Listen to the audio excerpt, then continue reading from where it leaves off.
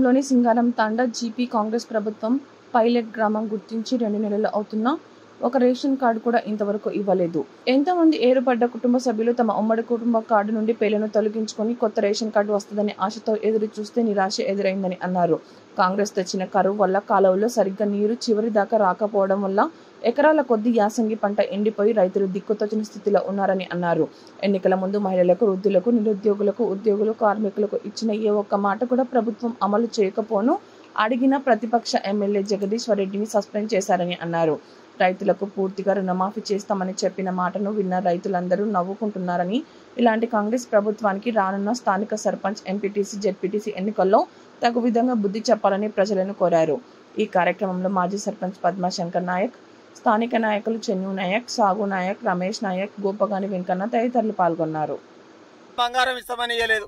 ఇలాంటి అబద్ధాల ప్రభుత్వం, ఇలాంటి అబద్ధాల కాంగ్రెస్ పార్టీ ప్రజల్ని రుణమాఫీ చేయకుండా ఇబ్బంది పెడతా ఉంది. 2 లక్షలు చేస్తామన్నారు. పైన ఉన్నటువంటి డబ్బులు కట్టుకోమని చెప్తే రైతులు అప్పులు తెచ్చి బ్యాంకుల్లో కట్టుకున్నారు. ఎదురు చూస్తా ఉన్నారు. నిన్న అసెంబ్లీలో చెప్తున్నారు, మేము అందరికి 2 లక్షలు చేసినాము, ఇక చేయమంటున్నారు.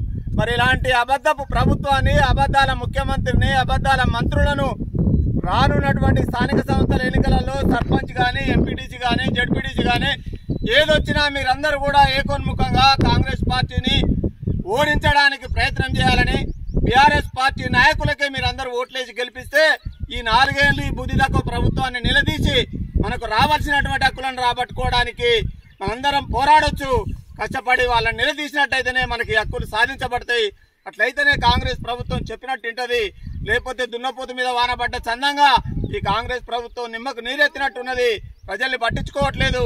ఏమైనా పైరవీల కోసం, పదవుల కోసం, డబ్బులు అవినీతి ద్వారా సంపాదించుకోవడం కోసమే ప్రభుత్వంలో ఉన్నట్టు ఎమ్మెల్యేలు, ఎంపీలు, మంత్రులందరూ కూడా ఆ విధంగా పనిచేస్తా ఉన్నారు.